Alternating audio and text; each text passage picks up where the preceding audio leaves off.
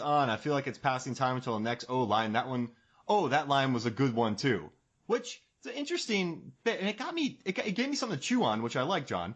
But I feel like if you took out 4 memorable lines, there would still be 44 more incredibly quotable lines. Like, you can't go very long in this movie without one. No, I mean, yeah, absolutely. That's why I kind of thought, like, if you take out "I'm Your Huckleberry," you could just have him saying, like, I'll be your dance partner, right? Switch it up. He's got loads. It's like, I was just fooling. I wasn't. Yeah. Or you look like somebody just walked over your grave. This guy's smart. I hate him. And then I also put out, like, Wyatt Earp. The Cowboys are finished, you understand? I see a red sash, I kill the man wearing it.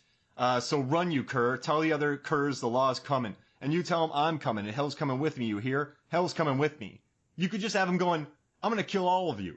Like, and then you wouldn't have missed much, right? Yep. I'm Kurt Russell. I'm angry. There's so many great lines. So I don't personally know Bradley, but I can't help but to wonder, like, how many times has he seen the movie, really sat down and watched it? You know what I mean? Like, in the last few years, because if you would ask me a few years ago, back when I would see the movie like once a year, but I just have it on HBO while I'm folding laundry or cooking or something, like, I would have thought, oh yeah, like, there are 4 or 5 or 6 really great quotable lines. But now that I've watched it 3 times, start to finish, in the last couple of weeks, like, there are loads of lines. And these aren't things that I'm just picking up on now. They're things that I've quoted over the years. I just forgot how many quotables there were in this. So, I mean, I think that, except for when, like, Dana Delaney and Kurt Russell are riding horses and having a picnic and she's trying to talk him out of his wife. Like, of course, there are no great lines in that whole 10 minutes, in my opinion. That was an interesting subplot. He has an obviously sick wife who's addicted to a drug, and instead of maybe spending time with her and being like, hey, you're sick, maybe we should think of other options for you, he's just sort of, hey, don't drink that, it's bad for you. Like, he's not a good husband. He really yo-yos, and I don't mean inconsistent character. I mean, it's just like the way a human might yo-yo, because and I'd pay a lot of attention to this particular aspect the last time I watched. So when it really pops up to me strongly the first time, where it really hits a note for me, like hits a chord, they're walking out. They saw the theatrical performance. 2 husbands are going to go home with their wives. Maddie says, "Yeah, come, stay with me." She's trying, right? Yeah. And then it's just habitual, though. I'm not saying it's a blow off, but he's like, well, honey, I got to go to work. But then when he tries to round back, it's kind of like she's already felt scorned. So she completely resists. He says, oh, I could come for a little bit, this, that, or the other. It's okay. And then she's like, no, it's fine. You go. But she really tried there. And that was the one time that she really tried in the movie that we get to see. And I think that her character was scorned. And then later, he decides to try. He's trying to fight all his urges and be an oak. Yeah. As Doc Hollywood would say. But Hollywood. I'm thinking like Michael J. Fox would say. Like Doc Holliday would say. But then he tries later when he takes Dana Delaney's own words, that the actress, because I can't think of the character's name right now. He says, oh, honey, he goes to Maddie. It's like, why don't we just sell everything and get out of here and we can go live on room service. And that was when he was really trying. Now, of course, she was like high on her like opioid at the time, but she just laughs and says, room service? Like, this is ridiculous. And it's like, oh. So they both really tried once. And all the other times we're just kind of seeing the last temptation of Kurt Russell. By Josephine. Josephine, that's it. And she from the beginning was full court press, and right away is like, I want him. Like, I'm pretty sure he's married. The marshal or the sheriff, the county sheriff said like multiple times, he's married. I really like you, and she just doesn't care. I love what Billy Zane had to say about him. He's like, that kind of squint. Like, he's got this kind of bad vulnerability to him. Like, he sort of calls exactly what Kurt Russell is. I thought that was pretty funny that he did that. Now, speaking of Billy Zane, we have a question from Nathan LaHaye, and he asked actually about that character. So, he asks, and I'm getting there, was Billy Zane's character in fact a retired gunslinger who turned to acting as a way to escape his horrible past by continuously pretending to be someone else? And would this, the prettiest man I ever did see, be able to best Derek Zoolander in a walk-off? Okay, for the first part of that question, I kind of giggled and thought that was ridiculous when he first asked the question. Like, was he, left some gunslinger's life to become an actor? Now, I don't care how good an actor he is and how much the show must go on. He was on that stage and someone fired a gun and hit something with a bullet that was 18 inches from his head. And he kept his composure. He paused for a sec, like he froze for a second, and kept going and kept smiling. And all I can think is, okay, that's not the first time he's faced that kind of danger. Yeah, that's all I could think. Yeah. He wasn't drunk. When he was younger, maybe he came across a bunch of things, and then he, got into that life, then got out of it by acting. Does that make sense? Yeah, I mean, could be, but he's seen something. He's been in some shit. I thought the same thing too, because I would have jumped out of the way. He reacted so calmly to that. The guy who throws things in the air, he freaked out and ran out of there. They're actually shooting at me. And as for the prettiest man you ever did see, I believe that in the movie Zoolander, they kind of already give us the answer to this. They do. Right? They do. So there's the walk off. And Owen Wilson even says, I think you better listen to your friend Billy Zane. Mm-hmm. And Zane is like trying to warn Derek about what he's getting into. But both Hansel and Derek Zoolander have the greatest respect for Billy Zane. I think that Zoolander is a Highlander scenario. And Hansel was trying to dethrone Zoolander, and Billy Zane was the Zoolander before both of them were on the scene. I think that it's just that he had his time already. That's right. And so, I mean, this movie could have if the movie was made, this movie could have been about Billy Zane, pretty much, right? Maybe 5 years earlier. I mean, maybe this is Zoolander Billy Zane, and like a Highlander, he's changed his name over civilizations.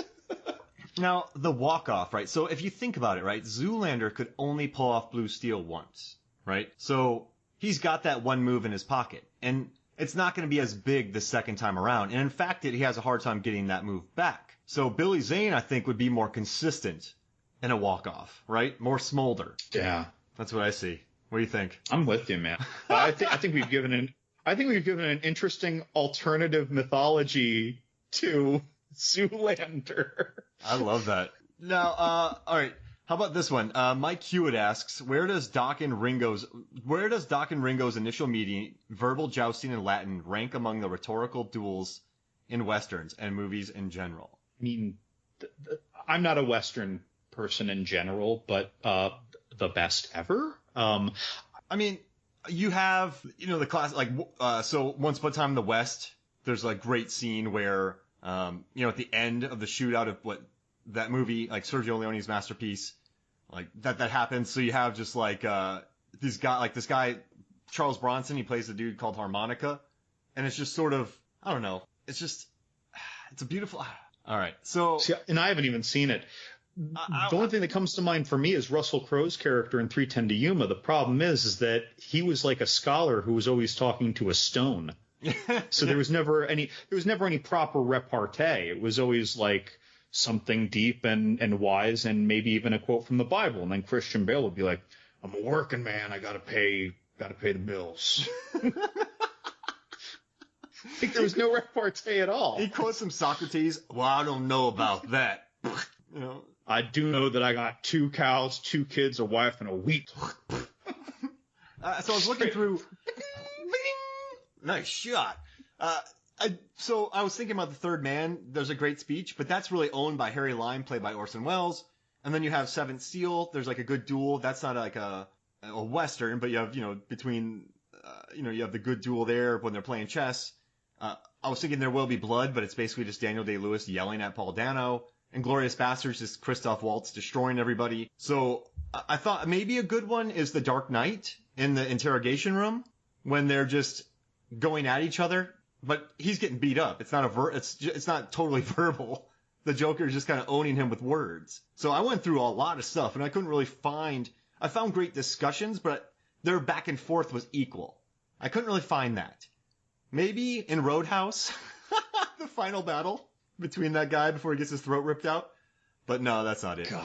Yeah, so I think, I could think of great moments where, like rhetorical jousting, or like rhetorical duels, but a lot of the ones I could think of aren't really duels. They're more like, one-round KOs. And then specifically in a Western, I mean, because what we saw was like the foreplay before a fight that didn't quite happen.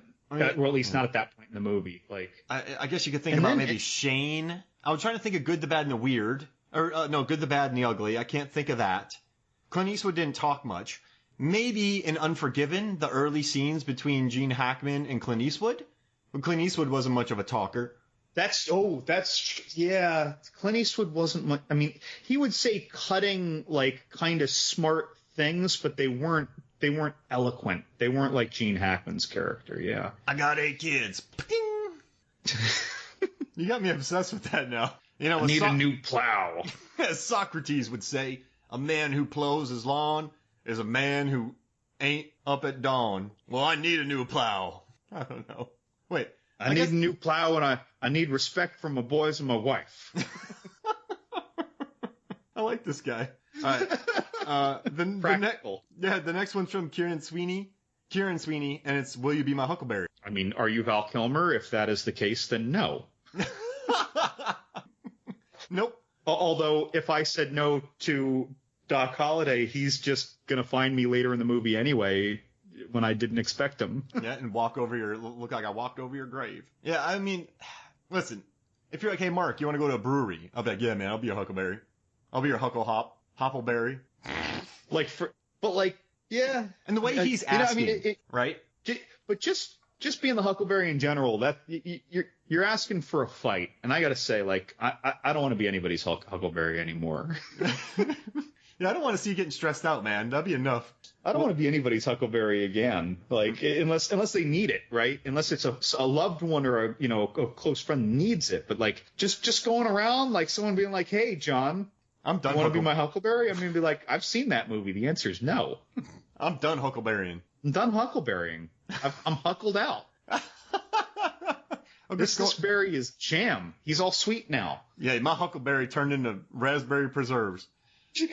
I'm trying to make horrible puns. I love it, dude. There's no horrible pun. I just want you to know. Let's do it. Now, before we go on break, I just want to read this one here. And it's Doug Bramman. He asked a great question, but then he answered it. So he put, would Wyatt have defeated Johnny Ringo in the duel if Doc was not well enough to fight? So head to head in a fair fight, Ringo would have won, right? I mean, if you're a betting man, right? Yeah.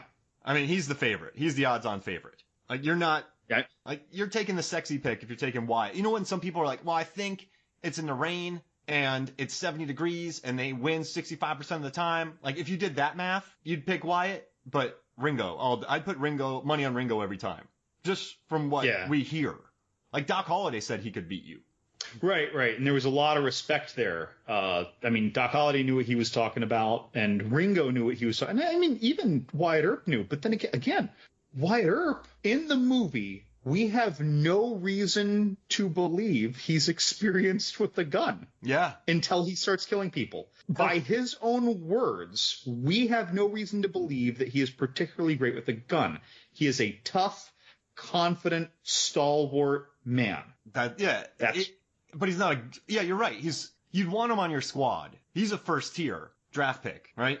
Right. Whereas, but like in Doc Holliday, we hear that we don't know how long it was, but that he was an educated man who, found his way out west and then turned to gambling, gunfights, and alcoholism. So he's getting into scuffles.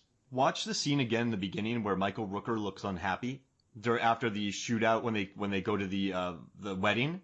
You can see Bean or Ringo looking at Michael Rooker's character and sensing that he's unhappy. It's an interesting take. Like, it's good background acting. But Doug gave us an answer. Can I read it to you? Oh, yeah. All right. Well, I feel Wyatt, being a lawman for so long, would realize if you find yourself in a fair fight, you've done something wrong. Meaning, there's Johnny Ringo leaning against a tree waiting patiently for Wyatt, then bang, Wyatt shoots him from behind cover and kills him. I mean, there's no doubt that Johnny is going to kill Wyatt, and even Doc says he can't win against Johnny Ringo. So you shoot that cocky bastard when he's not looking, and then you're the man that killed Johnny Ringo, with a ton of exclamation points. I love that. I don't see him handling it the way Doc did. I guess Doc did it because he knew he was dying anyways. Wyatt wanted to live. The only way that makes sense is Wyatt ambushing Johnny and winning by, cheating. And if anyone argues he wouldn't do that, let me remind you that when they were in the saloon and Johnny starts arguing and Latin with Doc. What does Wyatt